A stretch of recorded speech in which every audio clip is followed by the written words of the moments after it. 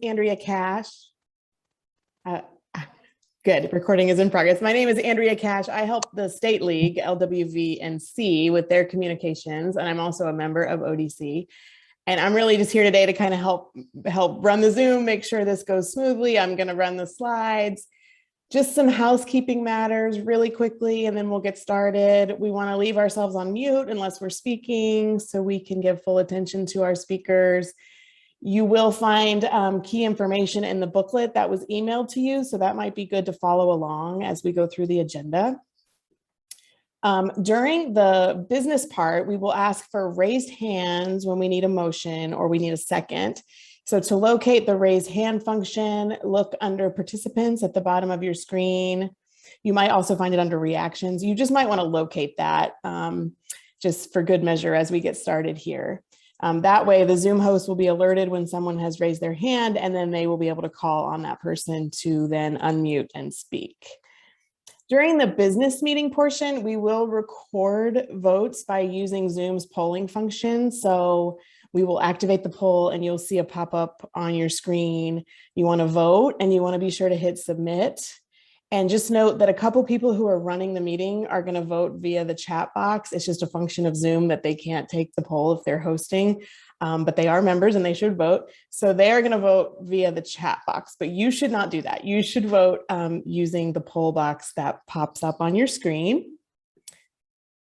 We are recording this meeting, as you heard, and we will be taking comments and questions in the chat box as we go. This is for the non-business portion of the meeting at the beginning here. So if you have a question spring to mind as we talk about these different action teams, just put it in the chat. We'll keep track of that, and then we will read the questions aloud if time allows so that you can get your question answered. I'm sure if your question doesn't get addressed during the meeting, the person that you're directing your question to will answer in the chat. Rename yourself if necessary, just so we see who you actually are and we don't see, you know, some number associated with your iPad or something. So to do that, you hover the cursor over the picture of your face. You see 3 dots, you click the 3 dots, and then you click on rename. And we can say some of this in the chat if anyone's a little confused, but I think a lot of us know Zoom pretty well by now. And if you want to change the view that you're looking at, you can play around with speaker view and gallery view. That's in the top right corner of your Zoom. So I know that was a lot, but we wanted to get the housekeeping out of the way, and I will turn it over to Krishna. Great. Thanks, Andrea. Okay, let's see. All right, so you can see what we're going to talk about. As Andrea said, there was an annual booklet was mailed to you along with the Zoom link, and that pretty much follows the agenda of this evening. So please follow along. The booklet has, of course, much more detail than we're going to cover today. Next slide, please, Andrea. So good evening. My name is Krishna Mandala, and I'm the president of ODC. And today we are going to start by celebrating the memory of our dear friend and respected colleague, Pat McDaniels. Pat passed away last November at UNC Hospital, surrounded by her family. During the 7 years as a member of this chapter, Pat took serious interest in the League.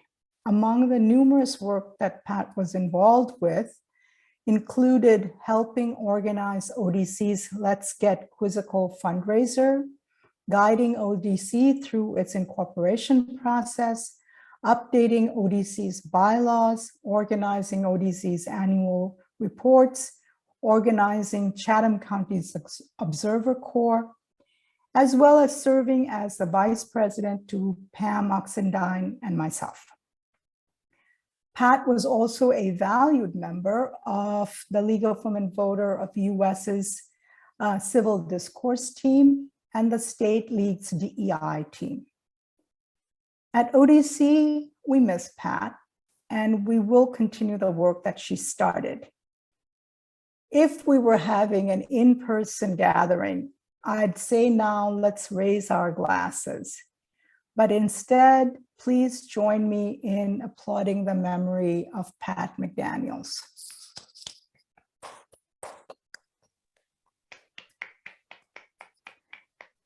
Thank you. We move on. Andrea, next slide, please. Okay, so we move on to the annual meeting of our chapter, and we celebrate the 2021-2022 fiscal year.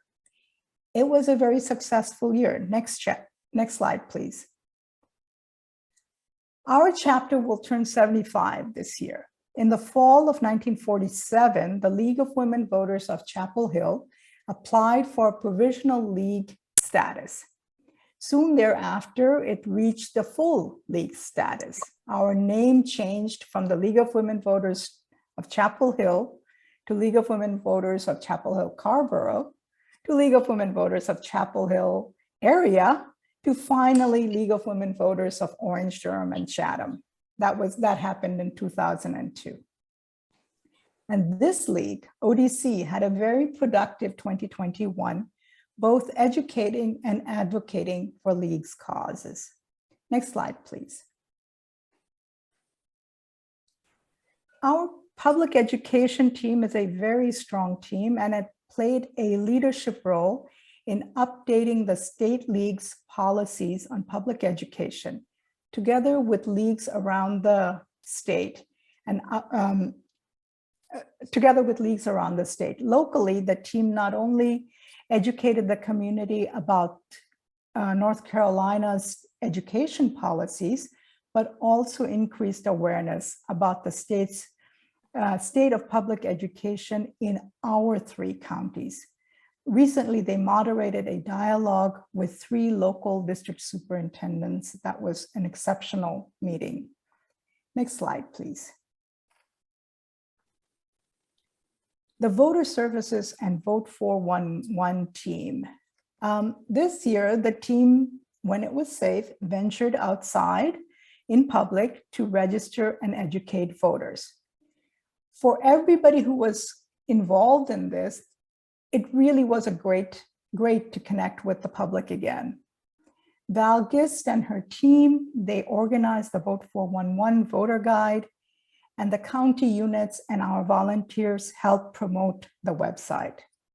We maintained a very strong relationship with the County Board of Elections. Our observers were present at every monthly BOE meetings in our 3 counties. We also took some time to thank our election workers and our officials. This is a very strong team that enjoys hamming it up from time to time. Next slide, please.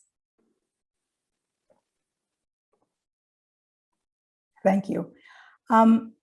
Redistricting. Advocating for fair districts is one of League's ongoing projects. As the slide says over here, the redistricting 2021 was the year of redistricting, but the focus will continue into 2022 and unfortunately will go beyond. Jennifer Bremer and her team kept the community up to date on the map drawing process. They also gave people speaking tools to advocate for fair maps at the public hearings hosted by the North Carolina General Assembly. Next slide, please. At our monthly hot topics, happy hour and hot topics, and also some of the county unit meetings, we successfully talked about a wide-ranging topics on current and local importance, bringing in organizations like the North Carolina Poor People's Campaign and the Chatham County Sheriff's Office. We talked about how they fit in to local news. We also increased an awareness of innovative local programs, including the Living Wage Program in Orange County, the resettlement of refugees in our area and around the Triangle, and the juvenile criminal court system, and some of the innovative programs that they have in Orange County and in Durham County. This month, in Happy Hour and Hot Topics, we will talk about the partisan divide. I hope you will join us. Next slide, please. I am delighted to report on the success of some of the programs that we started in the past year, including the Democracy Lecture Series, the Civics course, and the robust internship program. Next slide, please. ODC is a 100% volunteer-driven organization. We are so very grateful for their dedication and the hard work of our volunteers. To all members, we thank you for attending our events and for your continuing support. We look forward to working with you next year. Thank you. Andrea, next slide, please. Tonight, I hope you get a sense of the scope of ODC's activities. We will now hear from our teams, and each team will present their activities. You can present or write down your question in the chat. Andrea will monitor the chats for your questions. We will start with the public education team. Dr. Mary Kolek will give an overview of this team and its work. Mary? Thank you, Krishna. The Public Education Action Team exists because people are so committed to this issue and have continued to attend throughout the past 2 years virtually. We have about 10 people that are, fully committed and come to all of the meetings, and then we have an array of friends that follow us and come in and out depending on their lives and how they can work on it. I have to give credit to Zena Ullman and Ruth Groh, who have been our chairs for quite some time. Ruth has the history of years of experience across leagues, and really we're deeply appreciative for the work that she does. A lot of our summaries and publications are the work that you see is really Ruth's. So I'm going to summarize tonight, but know that this is representative of the work of a collaborative team. 10 people are a leadership team is how we think of ourselves, is really, we pitch in when we can. So next slide. I think something that we really should call attention to was that over time, the education position, both at the state level and locally, has evolved.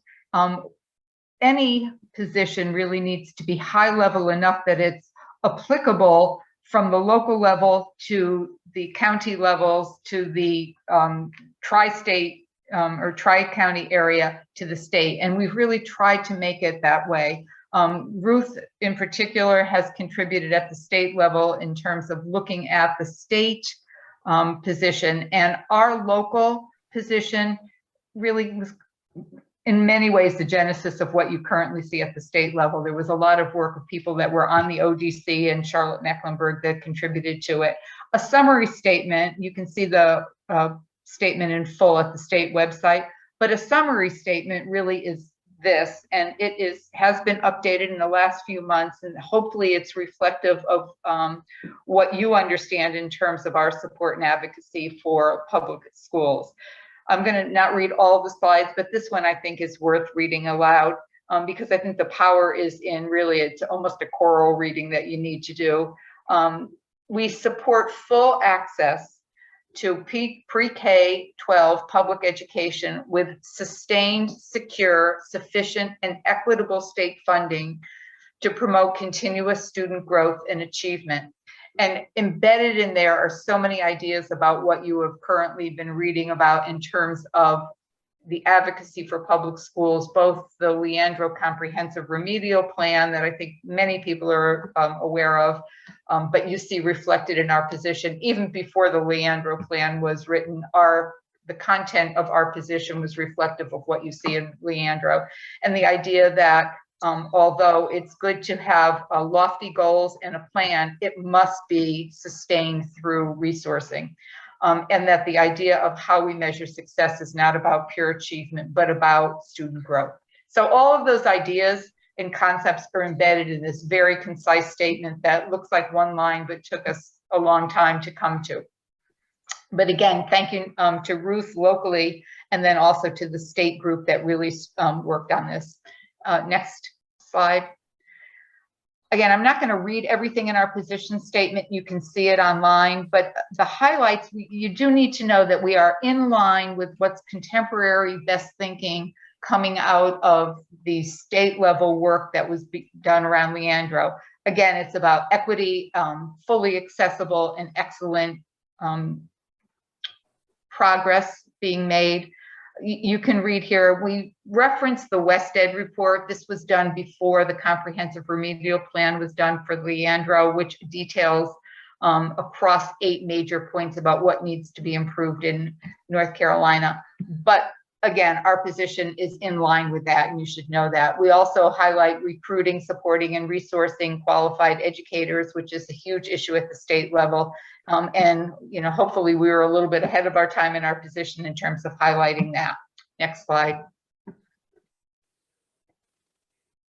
Also, our position statement talks about appropriately resourcing for continuous growth. And again, hopefully we're a little bit ahead of our time, which shows our connection to understanding what is going on at the local level, because we spoke about high-speed internet well before the pandemic being a key resource that, while not directly resourced through education funding, is something critical to equity and excellence in education. And we saw that through the pandemic. And we also talked about virtual learning, again, before the pandemic hit, and we saw how critical that became. We all advocating for virtual learning and assessment options throughout all public schools. We also talked a little bit about charter schools in our position, that we hold charter schools, which are public schools, to the same accountability and transparency. That's the relationship of the position to charter schools. People ask us about that frequently. And we do stand in opposition to vouchers, tax credits, and scholarships that shift public dollars to private entities. So that is our position statement. Again, as I said, this is just the high level work. There's detail. We've written it so that locally, even our 3 local counties have an array of similar but also disparate goals, priorities, needs. And so this position statement should be something that any one of the counties or schools can take and find a through line so that we can align our position with the work that we're doing at the hyper local level. Next slide. Areas of focus for us. Again, we've taken things, lifted it out of the position. Full funding and implementation of Leandro. A lot of the work you'll see in the next couple of slides. What is understanding the local impact of passing the Leandro Comprehensive Remedial Plan, which details not just what has to be done, but also the level of funding that would come to the locals through this funding of the Leandro plan, the full funding of Leandro. And we've worked locally with our boards, our superintendents, and also at the state level through different organizations trying to get this word out through letters, through online work, through working, for instance, the superintendent's organization at the state level published and sent out to every one of the members something that we wrote that summarized why we were looking for them to be supportive of this. We have been addressing educated recruitment, and this is not in retention. This is not just certified staff, but also acknowledging many of our local districts have issues regarding student services, healthcare, nutrition, transportation, and we've tried to stay in touch with that and support those efforts. We also are looking at equity, any of the issues related to equity, and that's in the news right now, quite frankly, in terms of equity and diversity education. And also a lot of work around the pre-K work and special education and student support services, which are hamstrung in many cases about lack of funding. So we have small groups that are working in concert with other groups that specialize in each of these areas. Next slide. How do we do this? Really, when you have 10 people working on these issues, you all know this, collaboration is the only way to do it. Both for 2 reasons, because we find, the power is in our connectivity, both locally and across the state. And also because there are other groups who, are professional groups that are funded. And when we do work with them, it just magnifies the work that we do and kind of professionalizes it and gives us access to, say, all of the data, reports that we need that we would not be fully able to do because we don't even have access to the data, never mind the person power to do the analyses. So we've done a lot of collaboration with local groups, from Public Schools First to Every Child NC to state departments. So that is really the heart of what we do. We spend most of our time doing. We also use our virtual platforms to connect not only to each other, but also to all of these other groups and audiences. And we're pretty active in terms of advocating. You know, we've found that you really do have to use our position in terms of making clear to the public, you know, what advocacy means. We host events and we send letters to the editor, and we've done publication submissions. We also participate on a semi-representative basis with some of these other organizations. Next slide. And so we continue to meet monthly, which is, we consider a coup in this day and age, that we've, you know, kept our group solid and meeting. We also have found that although the ODC education team was meeting regularly, we seem to be kind of a hub, and so we have members from other leagues join our meeting on a regular basis and connect with us. So we have members from Charlotte-Mecklenburg and Carteret, and also Lower Cape Fear, that come to our meeting all the time. So we felt like we were kind of serving as a mini action team until the state action team got up and running. And when the state action team got up and running, we were able to assist and then join them, you know, to their good work. We have a Rebecca Pulling is right now is taking the leadership in that, and she's done terrific work. We've hosted, as Krishna summarized, we've hosted virtual events. The last one was just last week with 4 of the superintendents locally.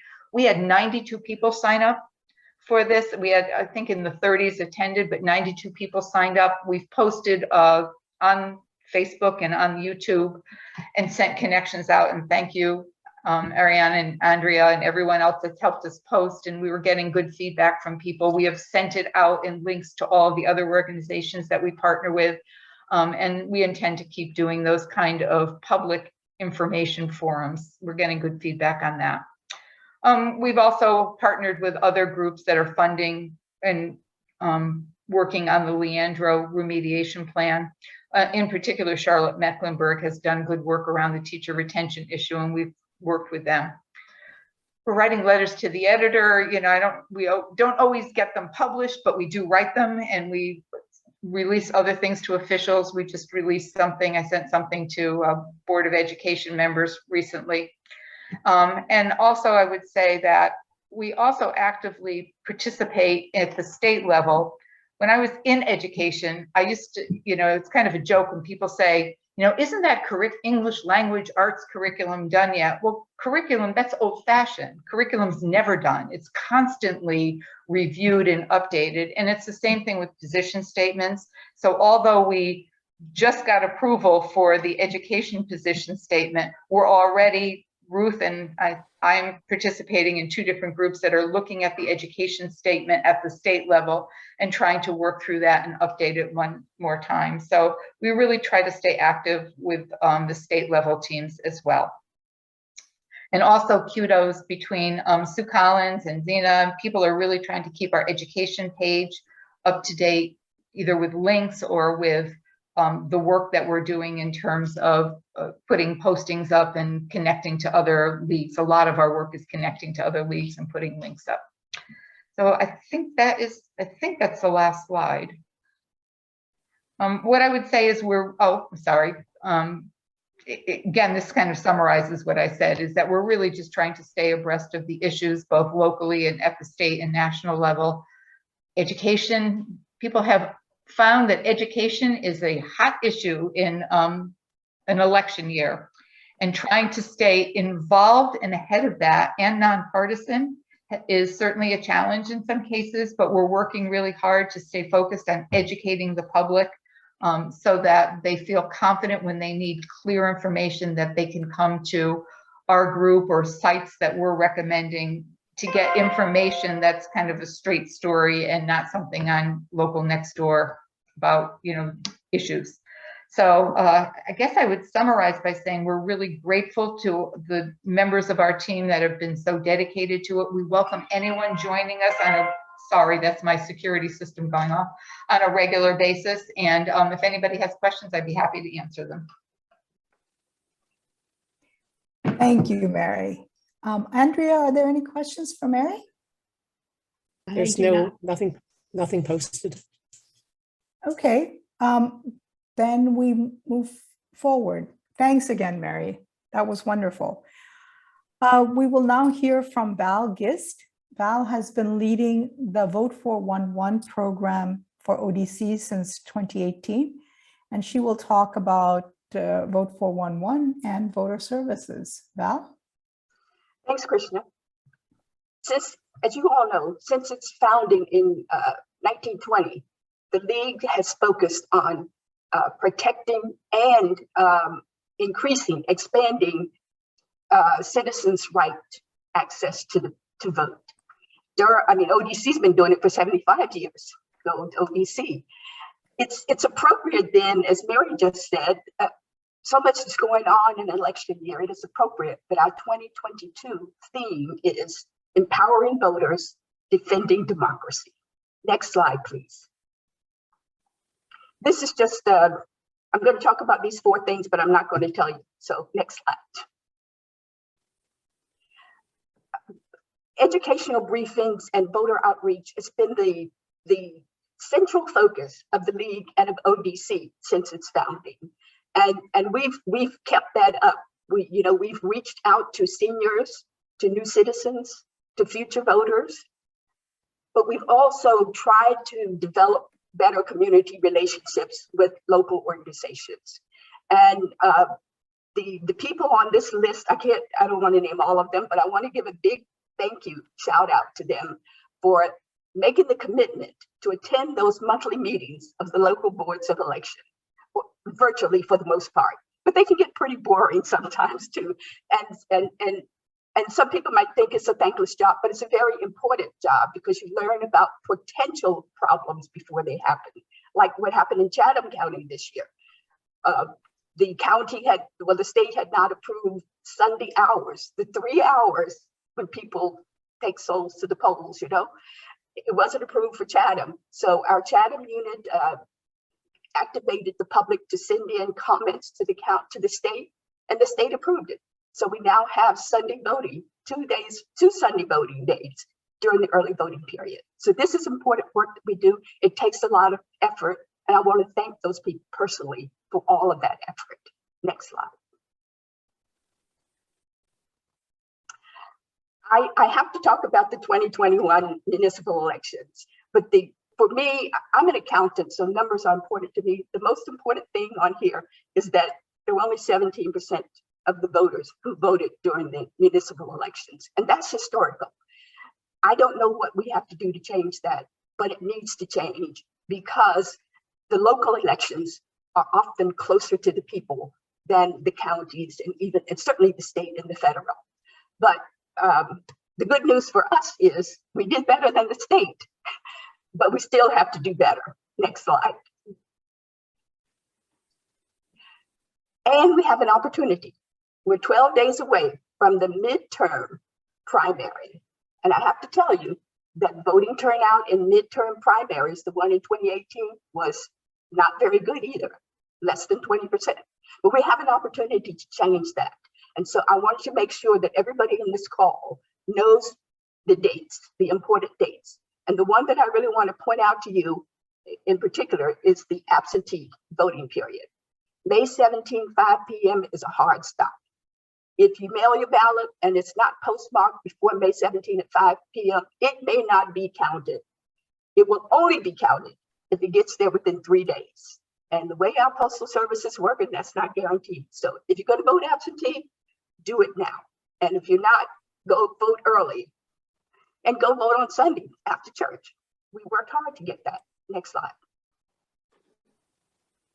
I listed these local races. I put together this for a different purpose, but it gives you an idea of the importance of some of the races. And as Mary was talking about, we all know that the boards of education are under a lot of stress right now. And there's some shenanigans going on in the elections, but vote. That's all I can say about this. And I also did this because I wanted to let you know give you a better idea of how Vote 411 plays into your knowledge of the races in your area. Next slide.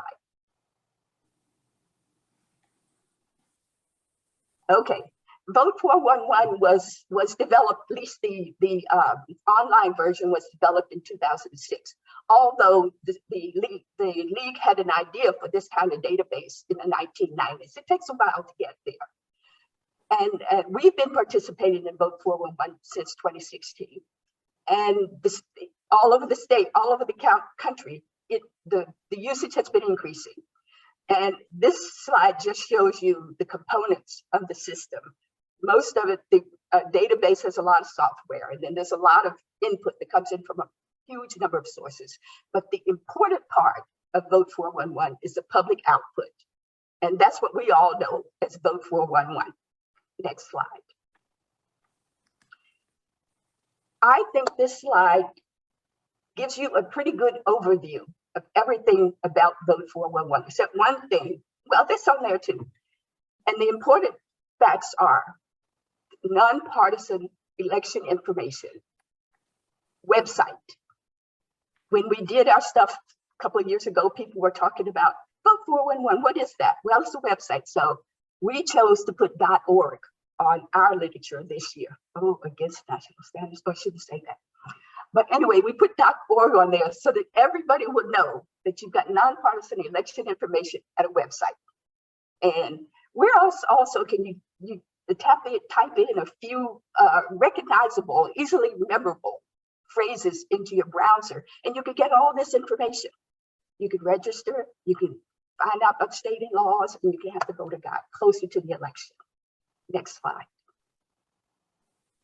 Oops. Should have made that fall a little faster. I actually thought I could probably stop after the other slide, but then I thought, well, let me just go a little bit further and show you what the system looks like for those of you who haven't visited the site. This is the home page, and it's what you saw on the other part. You can register to vote. There are links for you to register to vote, verify your voter registration. You can find out what's on the ballot. Next slide. This is the home page. This is also on the homepage, and many people don't realize that. They think you got to do something else. Just scroll down the homepage, you'll see this map. And then depending on where you live, you can just click on the state or you can type it in, and then you'll get all of the voting rules for that state. And also on the homepage, scroll down just a little bit further, and you get this checklist for first-time voters. That's a remarkable addition. Next slide. So we'll get back to how you get to the voter guide, and you get there by typing your address in. Next slide. I typed in my address, and this is what I got. And the map is new. I don't remember it being on there last year, but when I type in my address and I tell it to go to my races, it tells me where my polling place is, the location, the address, and the hours. It even identifies the early voting site that's closest to me. And as I said, there's a map. And then the next slide, you go to your races. And if you don't know everything that you can vote for, you can go to this page and it'll tell you all of the races within your county that you are eligible to vote for. And you can see what I have here. And I cheated a little bit and I added Judy Lechner. Judy is a part of our team. I added hers just so we could see that the district attorney for District 18 covers Chatham County and Orange County. So there's a lot of that. You might not know that, but if you go to Vote 411, you can find exactly who you can vote for. Next slide. Okay, I forgot to say, you can select any one of those races. So I decided to give you all a break so you can say, oh, what's going on? But I selected the Senate race. There are 25 people running for the Senate race. I got all 25 on the screen and I took a picture of it because I selected unaffiliated and I wanted to look at both of them. But I'm gonna share my perspective with you.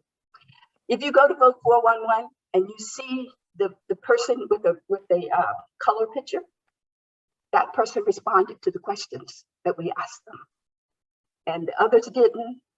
If you're trying to narrow down a field of 25, there's one place to start. Look at the people who answered the vote 411 questions. And we did have an education question on there.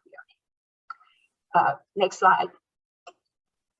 This is one of the most unique features in voter guides, and it's in Vote 411. And it gives you a side-by-side comparison of the answers that candidates gave to our questions. So you can read it and you can think about it. You can compare. The bad news is you can only compare 2 people at a time. Part of the reason for that is because this is mobile friendly. You can also do this on your phone, but you probably want to do it ahead of time. And after you read as much or as little as you want to read, you may read enough to know that this one person is in charge of voting, wants to focus on voting rights. Somebody else wants to do healthcare, or somebody wants to do the economy or whatever. But you can also get a quick idea of what each person stands for, and then you can get a detailed perspective. And then if you check a candidate and you go through all of the races, next slide, you get a cheat sheet that you can take with you to the polls. You can print it out, or you can text it or email it to yourself, but you can have it there and you can get through your ballot a little bit faster by doing it this way. Next slide. So how does all of this take place? It requires a lot of work, a lot of teamwork, and Judy, Neil, Stan did an outstanding job of all of these activities that we had to do for 83 candidates in the primary. We don't normally have that many candidates, but that's a lot for ODC. And then we have all of you, and I call you all Vote 411 ambassadors because you carry the message with you wherever you go. And on special occasions, we ask you for additional help, and you always come through. So I want to thank each and every one of you. And I also, like I told you, I like numbers. So I did want to indicate for you that for this midterm primary, which normally has a very low participation rate, candidate participation rate, as well as low voter participation rate, we have almost 70% candidate response rate. That's good. You can see Chatham isn't doing so well. That's primarily attributed to the large number of candidates who are running for municipal position inside our city. Next slide, but thank you all.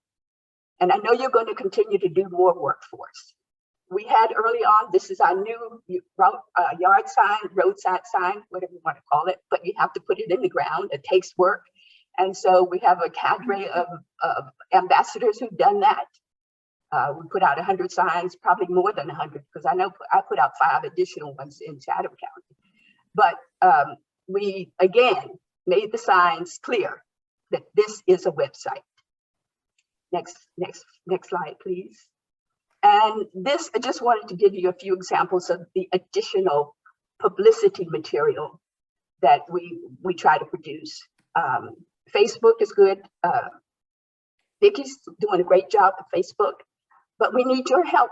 If you see it on Facebook, like it or share it with someone else so that our reach expands. Same thing with Nextdoor. The widget here is something that a partner organization can put on their website, so that you have friends in another organization, talk to them about putting this on the website, so that friends, I got my friends to put it on Habitatus on the senior center, so that if friends go there, go to that site, they can find it and go directly, and they don't have to type Vote 411 into their browser. But the other thing I really want to focus on is to make a personal plea to all of you. If you only want to do just one thing, I know you all email. So whenever you send an email to a family member or a friend across the country or next door, put something in there in your email signature to encourage people to vote, and tell them, get nonpartisan information at this website. It will go a long way to help us improve our statistics for this midterm primary, where the voter turnout rate is 20% or less. We want it to be more than that. Oh, I forgot to say, I did read in the News and Observer a couple of days ago that we're probably moving in the right direction to get good voter turnout. The early voting statistics are twice what they were in 2018. So that's good news. And I'm hoping for more good news. And the next slide was just added so that whoever sees these in hard copy will have a resource page. And finally, I just want to thank everybody for everything you do for the League and for all of the stuff that you've done to help our Vote 411 voter services team. And we got to do it again in November. Thank you. Thank you, Val. That was awesome. Thanks There so is much. a question Are about, there some questions? Yes. Any questions? sorry, about whether the league counts how many folks actually access 411 so you can track traffic. Yes, yes, yes, the traffic is tracked, but the site does not save your personal information. Your browser might, but it does not save it. And we have, at the end, that's how what I did not say for 2021 in particular, we increased the usage. So yeah, we keep statistics on a daily basis. We get them from Google Analytics, they call. And so we get the information on how many hits are made on the Vote 411. Different hits are made on the Vote 411 site, as well as return hits. I've added a lot of them to it. Actually, all of the Vote 411 people this year added a lot to them because we went to a new system, we had new people, and so they wanted us to verify that candidates would see their name on their ballot. So we had to check all of the candidates' addresses, and we went through the system to do that. And so yeah, but there's tracking. There are metrics. Okay, thanks again, Val. If you have more questions for Mary or Val, stay tuned for the social part of the evening, and we can talk about more and more in detail during that time. Thanks again. Now we move on with Dr. Jennifer Brimmer, who leads ODC's Fair District team. Jennifer? Yeah, hi guys. So I'm going to try to do a short briefing on where we are on redistricting and what's coming up, and we can answer questions in the chat at the end, or as if anyone has questions. So I'm going to try to cover these topics. Where are we on the maps? What's still coming up in the future? What are the prospects for reform going forward? And what else can we do to promote free and fair elections? Building on what Val has said about how important it is for people to vote, and how that's really a core mission of the League to encourage people to vote. And I also want to thank the members of our team. We're a small but loyal band, and particularly Terry Landers is really my right-hand person, as well as the other people who participate in our calls and have been for years at this point. So next slide, please. First, to begin with the congressional map, you see the map there, and the colors there relate to, as you might expect, to how the districts lean. This is the redrawn map. There are 6 Democratic leaning seats and 7 Republican leaning seats, and 1 highly competitive seat kind of there in the middle. And this is a change from the old map, and this is the map that was developed by the special masters working for the court. There's 1 additional Democratic leaning seat compared to the last map, and 1 less Republican leaning seat, and there's also a highly competitive seat.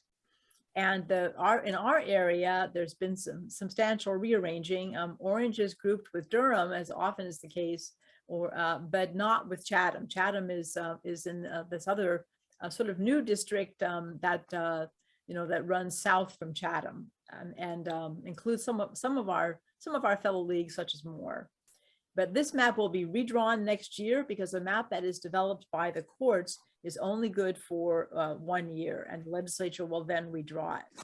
The legislature is also challenging the map in the Supreme Court, and the case that they're asking the Supreme Court to take up, it unfortunately is something that could end democracy as we know it. So no biggie, in that if the Supreme Court takes it, and there's a previously sorry. sorry, anyway, so if the Supreme Court takes this case, they would hear it next year, and it's asking them to approve a concept called the independent legislature theory, which in effect would eliminate judicial review of federal elections, which is to say biennial elections. And that is obviously something to be very worried about, but we're just going to have to see whether that in fact comes to pass. Next, please. So the legislature, this is pretty much all done unless someone brings a new suit, which we cannot rule out. I put up there the Senate map, which is a little bit different. The House maps just adjusted slightly. There really isn't that big of a change on the House side. And you can see that that Orange County is grouped with Caswell and Person rather than being grouped with Chatham, and that Chatham is once again, as so often is the case, linked up with Durham City. It's a little bit fairer, but still not a lot of competitive seats. It leans Republican, and there are 6 competitive seats in the Senate.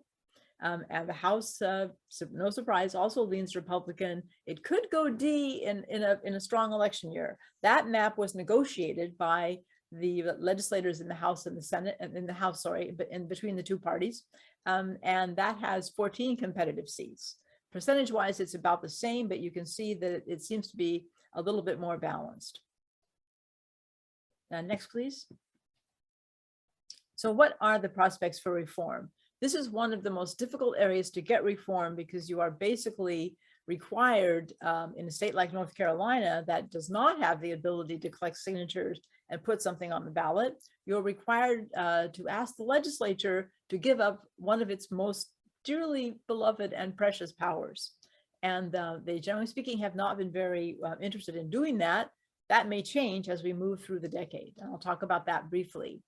We have not seen substantial reform. They have tried to open it up a little bit. They have provided more transparency. Some of that has been artificial, just purely theatrical, where the same stuff is going on in the background, but they have at least provided some degree of transparency.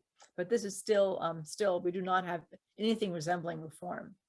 A number of states did introduce reforms this year, including some states that adopted new independent commissions, in particular Colorado, some that adopted a form of a commission, but not a truly independent commission that has very limited role for the legislature. And it was extremely important for us to recognize that the states that created a new real independent commission, such as Colorado and also Michigan, those performed pretty well. They drew really pretty fair maps. Some of the best in the country.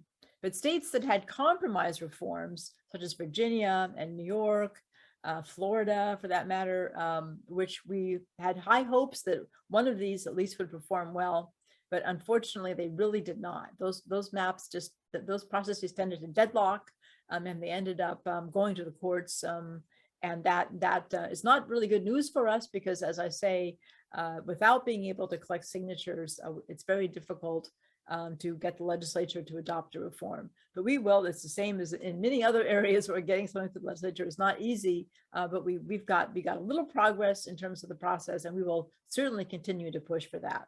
Moreover, the demography in the state is changing.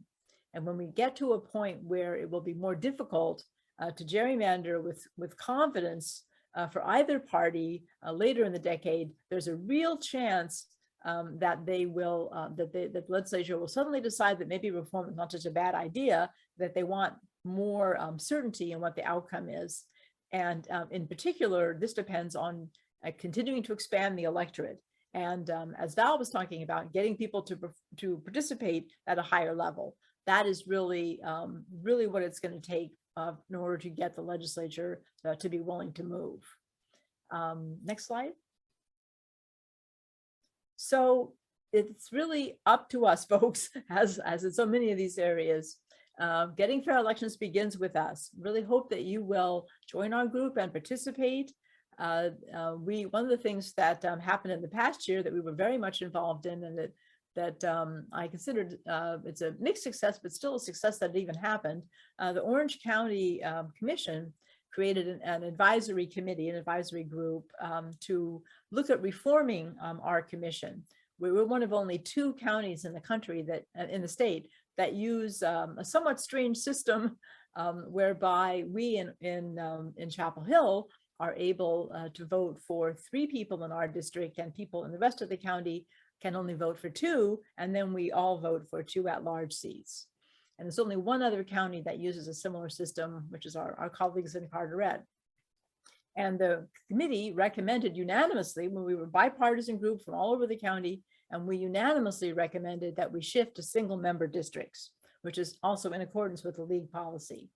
And Krishna and I were both on the committee, not specifically representing the league, but in effect, we were there. And it was a very interesting process and was very well run. The county staff did a wonderful job of supporting the work of the committee. But nonetheless, the commission rejected the action that we were proposing to change the system. But I'm hearing from a number of the commissioners that they really think that they acted too hastily and that they may be willing to discuss it. We're just going to have to see what happens. And the commission has the ability to change it should they want.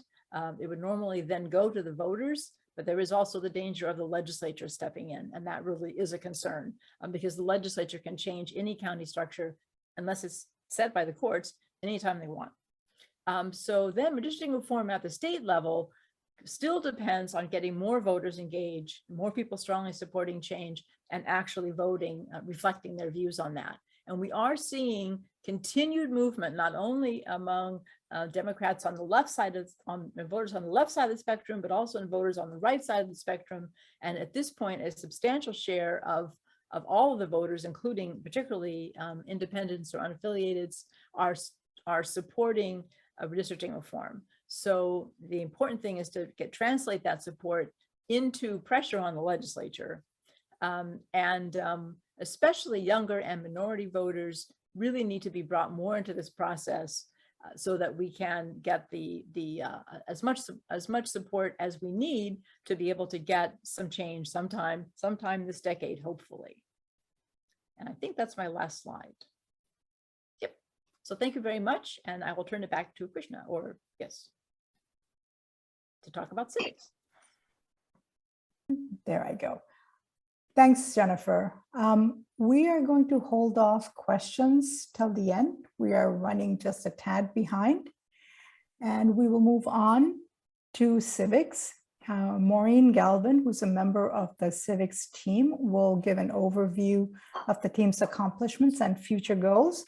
And I want to point out at this point that Ellen Recco, who is a member of one of the leaders of the civics team, her email address was wrong, and I'll just put it in the chat.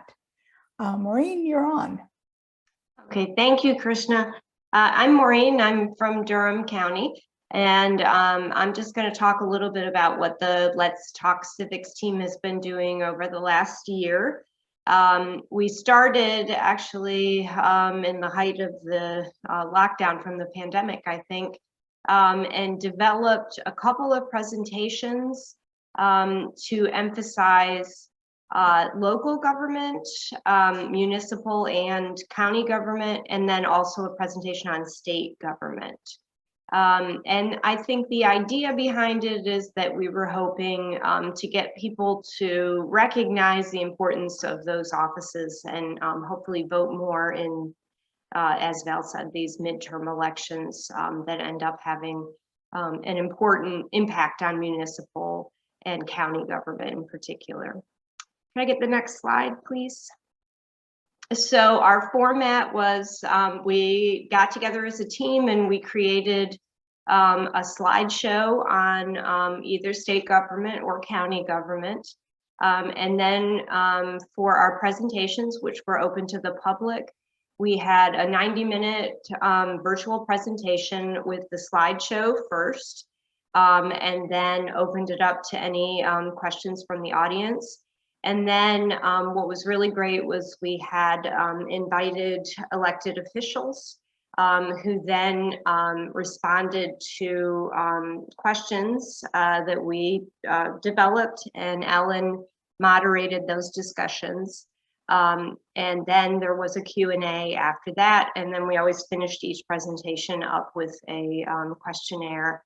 And we use that to changed the presentation for the next time, particularly the local presentation. We made some pretty significant changes to the slideshow part. We can get the next slide. So this was the agenda for the local and county presentations. We just talked about how North Carolina was divided up into county governments, that those county governments get their power from the state of North Carolina, from the General Assembly, and then looked also at municipal governments. I think the big change from the first time we did the county government, county and local government presentation to the second time was to zero in a little bit more on comparing and contrasting the city governments versus the county governments, or the town governments versus the county governments, and particularly their budget and the complexity as they grew bigger, and also looked at, you know, how the budgets of Pittsburgh would be different from Durham, and things like that. So we tried to focus in on that compare and contrast that people might be interested in. You can take the next slide. So this was our recent presentation, our second local government presentation, and it was great. We had the 3 women mayors of the big cities and towns and the 3 counties that we represent. It was really interesting to see, you know, their different perspectives. They talked a lot about, you know, their roles and the different amounts of power they have. Of course, Elaine O'Neill had just recently and been inaugurated as the mayor of Durham. So she was just starting out, and it seemed to me anyway that they actually enjoyed hearing the perspectives of their colleagues as well. At the next slide. So the state presentation, we looked at how the state constitution shared power with the United States Constitution. We talked about the branches of North Carolina government, the different officials in those branches. We highlighted our local representatives in both the House of Representatives and the state Senate, and just sort of brought it all together, how it worked. Talked a little bit about the history of North Carolina state government as well. Next slide. And in that particular presentation, we had State Senator Valerie Foushee, again, for the presentation after the slides and the general information about government. And then she was able to give us a little bit more perspective about how the Senate works and some of the key things that they were working on, and particularly about how they develop the budget for the state. We also talked a little bit about the third sort of government. So we have local or municipal and county government, state governments, and then within the local government, there are also special purpose governments like the Raleigh-Durham Airport Authority. So we were able to put some information about that as well. Next slide. And this is the upcoming presentation next week, I think. And again, as we had our meetings and talked about how we wanted to develop this moving forward, especially with the idea that we want people to feel engaged and in local government, and why they should want to go out and vote in, you know, particularly midterm and municipal elections. We decided to kind of move towards focusing in on different aspects of government that people would be interested in. Where are their tax dollars going? And the topic that we're going to focus on next week will be regional transportation. So again, really kind of bringing together the different counties and how they work together to create this metropolitan planning organization and talk about regional transport. So you can look for that next week. And I hope a lot of people will want to join us for that. The team, if you want to go to the next slide, is listed here. And we would always love to have additional people to join the team and give us some ideas about how we can keep this program going, but at the same time keep it fresh and you know, focusing in on what people will want to know about government and how they can get involved and engaged. Thank you. Thank you, Maureen. Again, Ariane put the registration link on the chat, so if you want to join us next week, that would be awesome. We're going to move forward with Ann Triolsi. Ann has been leading the democracy program since last year, and she's going to talk about what's happening and what has happened. Ann?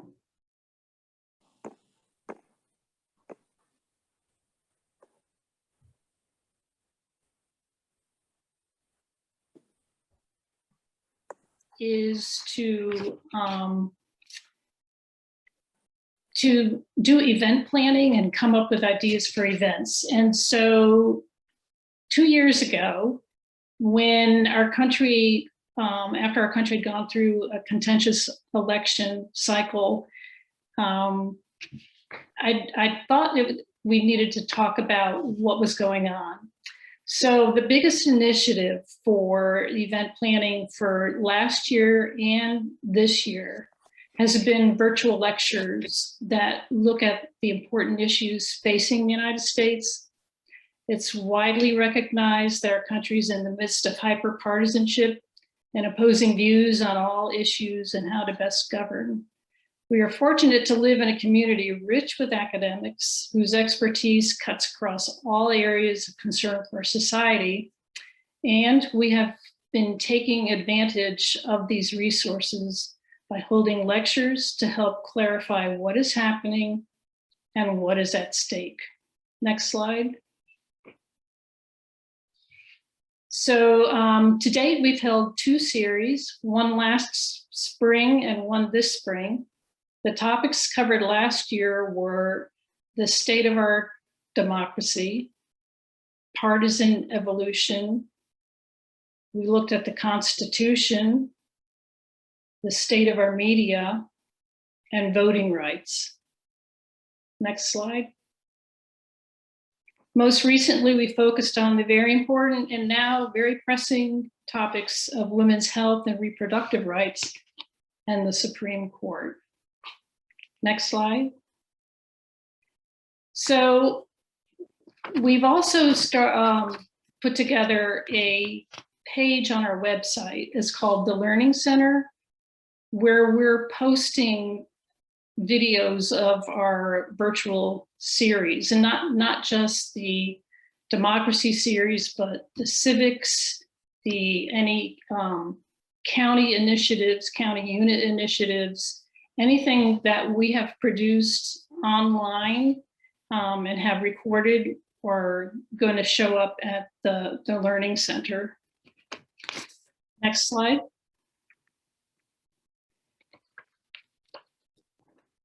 Okay. So I am looking for ideas on what kinds of events you'd like to see. The venues, whether you want virtual, continue to do virtual primarily, or you would like to see in-person events or a combination. What subject matter you are most keen on, as well as specific recommendations for outside venues, so that we have the opportunity to get together and we feel like we're doing it in a safe environment. All ideas are welcome and all levels of help are appreciated. If you enjoy trying new things and have time to invest and want hands-on, to be hands-on, or if you have very little time but have a lot of ideas, I'd like to hear from you. So you can send me an email at lwvan2021@gmail.com.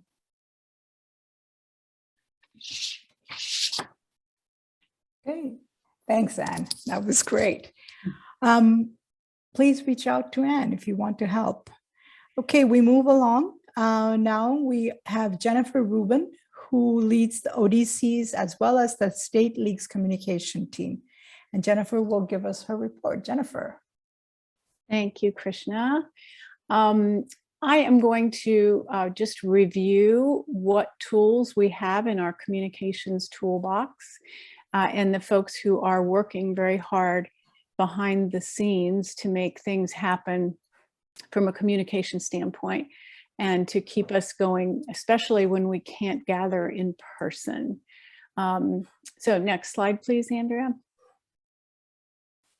So these are the areas where we are active in communications, and also areas for you to keep in mind when you are planning programs or activities and would like to reach out to the news media or to members or the general public. These are some of the tools that we have to accomplish that. So love it or hate it, social media is an important tool to reach not only our members, but our public. Vicki Boyer is our social media star. She posts daily about our activities, shares other relevant information, and passes on a lot of good data. So please check that out if you are active on Facebook. Zoom is, well, if not a lifesaver, at least an organization saver. Who knew we would all become so facile with Zoom technology that's helped us keep connected and helped us keep engaged. Ariane Hartzell-Gundy is our Zoom manager, but also our Google Doc expert who makes sure that everyone has what they need to register and participate virtually. The news media is also an important audience and conduit to help us inform the public about our programs and positions. Terry Landers takes your program information and turns it into a news release that will help generate participants from the general public. And if we're not reaching the public, we're kind of just talking to ourselves. So managing the news media is a very important function, and Terry does that very expertly. We have monthly updates that alert our members to team meetings, programs, opportunities to volunteer, and more. Nancy Rattan is the editor. Nancy is also our constant contact manager, where she can make sure that our action alerts and important news gets to you fast. And Nancy, bless her heart, has to like drop things and work and turn on a dime to get information out fast sometimes. So we really appreciate that. And then lastly is our, oh wait, I missed one. We do have a Twitter account. And because it has been dormant for some time, our intern, Catherine Waddle, is resuscitating it as only a young person can.